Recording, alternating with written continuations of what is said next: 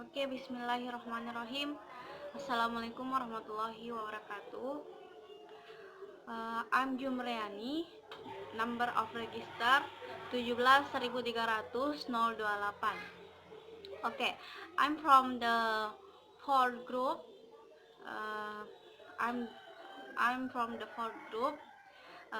Want to explain about standard standards based assessment. Jadi saya beranggotakan 3 orang. Yang pertama ada saya sendiri Jumriani, kemudian ada Vivi Eka Pertama, dan kemudian ada Irma Yanti. Jadi saya di sini sebagai pemateri pertama yang akan membahas tentang uh, story from standard based assessment, dan juga uh, ya ada beberapa yang akan saya bahas, dimana yang pertama itu the story from standard based assessment. Jadi ada tiga tahun tiga tiga generasi pada standard based assessment ini, dimana yang pertama ada mid 20 tahun century. Ya, jadi 20 tahun, di pertengahan 20 tahun ini ada beberapa poin yang sangat penting pada tahun ini, dimana yang pertama itu ada yang namanya standardized test head and challenge popularity and growth. Jadi pada poin pertama menyatakan bahwa pada tahun pada tahun pertengahan 20 tahun ini 20 standar base assessment ini atau tes standar ini standarisasi ini memiliki popularitas yang sangat memiliki popularitas yang sangat tinggi dan pertumbuhan yang tidak ada tandingannya. Jadi pada tahun ini tes ini sangat berkembang pesat, tidak ada yang bisa menandingi daripada tes-tes lainnya. Yang artinya tes ini adalah sangat top di masa mid 20 tahun century ini. Dan kemudian yang kedua itu ada yang standardized test broad convenience efficiency error of empirical kinds. Jadi yang poin kedua ini bermaksud bahwa tes ini membawa kenyamanan, efisiensi, suasana ilmu yang sangat empiris. Artinya tes ini sangat nyaman digunakan oleh teacher or researcher pada masa ini. Dan kemudian yang ketiga itu tests were considered to be a way of making reforms in education. Jadi dalam dunia pendidikan, tes ini sangat mereformasi dengan adanya tes standarisasi ini. Dan yang terakhir itu quickly and cheaply assessing students become a political issue. Jadi tes standarisasi ini sangat cepat dalam penilaian peserta didik, cepat menilai siswa. Jadi itu poin-poin yang ada di mid 20 tahun century. Kemudian kita pindah ke late 20th century. Jadi ada juga beberapa poin yang ada di pertengahan abad ke-20. Jadi yang pertama itu there was possible inequality and disparity between the tests in such tests and the ones they teach in classes. Jadi ada kemungkinan ketidakmerataan dan perbedaan antara tes dalam tes satu dan tes yang lainnya yang mereka ajarkan di kelas. Maksudnya di sini ada yang berkesimpangan di dalam suatu kelas ketika mengajarkan suatu tes ini. Misalnya tes 1 dengan tes 2. Tentunya ini akan tidak merata. Maksudnya tidak merata di sini, tidak merata pembagian tesnya. Yang akan diajarkan guru di dalam kelas. Jadi pada tahun ini terjadi ketidakmerataan, sehingga di tahun selanjutnya nanti akan terjadi yang namanya kemerataan tes yang satu dengan tes yang lainnya yang akan diajarkan di kelas. Kemudian yang kedua itu ada the claims in mid the 20th century began to be questioned and criticized in all area. Jadi pada tahun ini, pada pertengahan abad ke-20, ada banyak kritikan yang masuk sehingga banyak tantangan pada tahun pertengahan ke-20 tahun. Kemudian yang terakhir itu teachers were in the leading position of those challenges. Jadi pada masa ini dengan adanya tantangan yang sangat kritis, tentunya guru yang paling terdepan untuk mengatasi semua tantangan hal yang ditimbulkan pada masa ini. Jadi itu 8 poin penting yang ada di late 20th century. Okay, next. Jadi the story from standard based assessment yang terakhir itu ada yang namanya the last 20. Jadi akhir dari 20 tahun terakhir. Ya, ada juga beberapa poin yang sempat saya pelajari, di mana yang pertama itu ada educators become aware of weakness in standardized testing. Jadi para pendidik di sini menjadi sadar akan dalam pengujian standar. Jadi pengajar ini bukanlah menjadi ukuran penerapan yang disusun dengan cermat, komprehensif dan tervalidasi. Jadi maksudnya di sini guru di sini tidak hanya berfungsi sebagai untuk menilai saja, tapi dengan adanya tes standar ini guru bisa lebih mudah dalam melakukan penilaian dalam tes standar dan tentunya tervalidasi juga ya. Kemudian itu a movement has started to establish standard to assess students of all age and subject matter areas. Jadi pada tahun ini sebuah gerakan mulai membangun standar untuk menilai siswa dari segala usia, mulai dari usia sedini mungkin sampai ke usia yang setinggi mungkin. Jadi tentunya ada perkembangan ya teman-teman, dari pertengahan 20 tahun sampai akhir 20 tahun. Kemudian yang terakhir itu there have been effort on basing the standardized test on clearly specific criteria for each content are being measured. Jadi setelah ada upaya mendasarkan tes standar pada kriteria yang tentu dengan jelas tahap area konten yang diukur. Jadi maksudnya di sini dengan adanya tes standar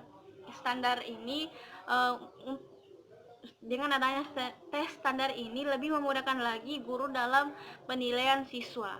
Ya, jadi tentunya dari mid 20th century until the last 20th, tentunya ada perkembangan yang terjadi di setiap generasinya.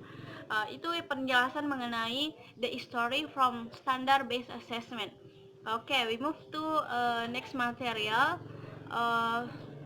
and talking about question and solutions from standard test. Jadi di buku yang telah saya kaji mengenai standar based assessment ini, tentunya ada beberapa tantangan question yang muncul pada standar test ini, dimana questionnya itu yaitu some teachers claim that those tests were unfair. There were the similarity between the content and task of test and what they were teaching in their class. Jadi maksudnya di sini guru mengklaim bahwa tes ini tidak adil dalam memberikan penilaian dan tidak sama rata dengan pemberian tes yang satu dengan tes yang lainnya, sehingga tidak nyaman dalam mengajarkan di kelas. Jadi inilah pertanyaan yang timbul pada standar tes. Jadi ada pertanyaan, jadi solusinya Solusinya ini kita bisa lihat ada beberapa solusi dari pertanyaan tersebut. Pertanyaan teacher itu ada tiga solusi yang sempat saya dapatkan di buku, dimana yang pertama itu by becoming aware of this weakness, educators start to establish some standard which students of all age and subject matter areas might be assessed. Jadi maksudnya itu yang pertama itu dengan menyadari kelemahan yang ditimbulkan oleh standar tes ini, para pendidik mulai menetapkan beberapa standar di mana siswa dari segala usia dan bidang studi mungkin bisa dinilai dengan adanya tes standar ini. Kemudian solusi yang kedua itu ada yang namanya most departments of education at all state level in the US have specified the appropriate standard and each content area. Jadi maksudnya di sini sebagian besar departemen pendidikan di semua tingkat negara bagian Amerika Serikat telah menetapkan standar yang sesuai, mulai dari kriteria dan tujuan dari standar tes ini. Jadi as we know that Amerika adalah salah satu pencipta dari standar tes ini dan juga merupakan negara yang paling banyak menggunakan standar tes ini. Kemudian itu solusi yang ketiga adalah the construction of standard make possible concordance between standardized test and specification and the goals on objective. Jadi yang ketiga itu maksudnya konstruksi standar memungkinkan koordinasi antara spesifikasi tes standar dan tujuan sasarannya. Jadi ada konsultasi atau koordinasi antara spesifikasi standar yang akan digunakan dengan maksud dan tujuan yang akan ditetapkannya. Ini adalah question and solution from standard test. Oke, jadi clear.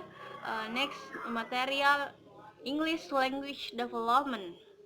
Jadi as we know that di standar tes ini ada beberapa poin-poin penting, di mana yang pertama itu ada English Language Development or ELD standar. Maksudnya di sini pengembangan bahasa English Language Development atau standar pengembangan bahasa Inggris. Jadi ada juga beberapa poin yang sempat saya dapatkan di buku yang telah dibagikan, dimana yang pertama itu in many non-English speaking countries English is not required and these mandates from ministers of education require the specification of standards on which to base curricular objective, the teachability of which has been made only limit success. Jadi di beberapa negara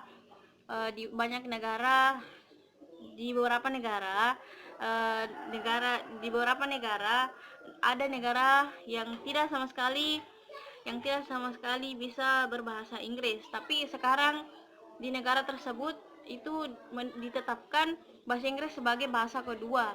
Jadi dan dimandatkan dari pendidikan ini. Jadi tentunya spesifikasi standar yang menjadi dasar tujuan kurikuler pengajaran. We next to the point from English Language Development or ELD standard. Jadi poin yang kedua itu adalah California with large second language learner is the first one to set a standard. Jadi maksudnya di sini California adalah yang terbesar kedua dalam pembelajaran di mana dia itu California itu menetapkan sebagai menetapkan standar sebagai tes standar English Language Development ini sebagai bahasa kedua dalam pengembangan bahasa Inggris. Kemudian yang terakhir itu setting such standard or benchmark for accountability requires a comprehensive study a number of domains. Jadi maksudnya di sini untuk meningkatkan English Language Development Standard, jadi dia ini menetapkan standar atau tolak ukur untuk akuntabilitas terbesar membutuhkan studi yang komprehensif dari sejumlah nomor yang domains atau negara yang domains dalam pengembangan bahasa Inggris. Jadi itu adalah hal yang terpenting. Jadi tes standar juga ini merupakan instrumen penilaian yang memiliki prosedur untuk administrasi, penilaian, pelaporan, dan dalam meneliti juga tentunya ada tes standar. Jadi dalam sebuah penelitian tes standar ini sangatlah penting karena untuk menilai seberapa paham siswa atau peserta didik dalam hal bahasa Inggris. Tentunya ELD standar ini juga merupakan tes standar ini merupakan atau ELD standar merupakan proses designing and conducting appropriate period review of ELD standard to involve dozens curriculum and assessment specialist teachers and researcher. Jadi maksudnya di sini ELD standar ini merupakan rancangan atau untuk melakukan rancangan atau instrumen penilaian yang memiliki prosedur untuk administrasi, penilaian, dan pelaporan, serta juga digunakan dalam sebuah penelitian. Jadi proses merancang dilakukan, proses rancangan ini dengan melakukan tinjauan berkala yang sesuai dengan standar ELD yang melibatkan puluhan kurikulum dan spesialis. Jadi penetapan standar ini merupakan sebuah tantangan global di negara yang tidak berbahasa Inggris. Tantangan global. Mengapa dikatakan tantangan global? Karena di suatu negara yang kurang bahasa Inggrisnya ditetapkan sebagai bahasa kedua, bahasa Inggris ditetapkan sebagai bahasa kedua dalam meningkatkan English language development. Jadi salah satunya telah saya tadi jelaskan, contohnya di negara California, di negara California. Kemudian selanjutnya itu kita akan membahas tremendous responsible to carry out a comprehensive study of a number domains. Maksudnya di sini kita akan membahas pertanggungjawaban yang luar biasa dalam melakukan studi komprehensif di negara yang domain. Jadi yang pertama itu kita bisa lihat bahwa literally thousands of categories language ranging from phonology at one and continue to discourse pragmatic, phonetic, and social linguistic elements and the other hand. Jadi maksudnya di sini sebuah kategori dan bahasa dinilai dari fonologi, dari satu bidang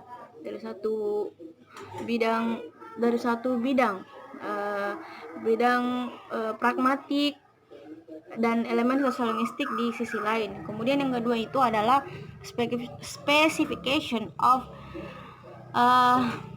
English language development students needs are at 13 different grade levels or for succeeding in their academic and social development. Jadi maksudnya di sini spesifikasi kebutuhan siswa dalam meningkatkan pengembangan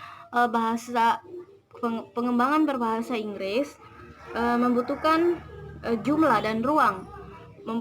sangat membutuhkan jumlah dan ruang dalam pengembangan hal tersebut agar mudah dipahami dan realistis dan bersifat empiris.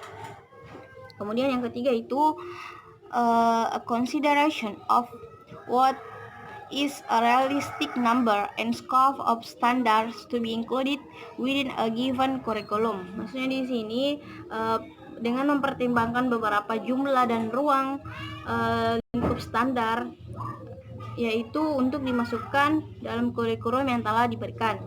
Kemudian yang keempat itu ada a separate set of standard qualification, expertise, training for teacher to teach English language development students successfully in their classroom. Jadi ada beberapa seperangkat standar yang terpisah bagi guru dalam mengajarkan siswa dalam pengembangan bahasa Inggrisnya di kelas. Kemudian yang terakhir itu ada yang namanya a thorough analysis of the means available to assess student attainment of the standard. Jadi maksudnya di sini guru menganalisis sarana untuk menilai pencapaian siswa terhadap standar-standar tersebut. Jadi guru di sini harus jeli dalam memberikan penilaian atau memberikan penilaian terhadap tes standar yang telah dilakukan sebelumnya. Jadi that's all my explanation, and the second speaker will continue the material. Okay, thank you. Assalamualaikum warahmatullahi wabarakatuh. I'm so sorry if I have a mistake, because as we know that there is nobody perfect in this world. Thank you very much for your nice attention. Assalamualaikum warahmatullahi wabarakatuh.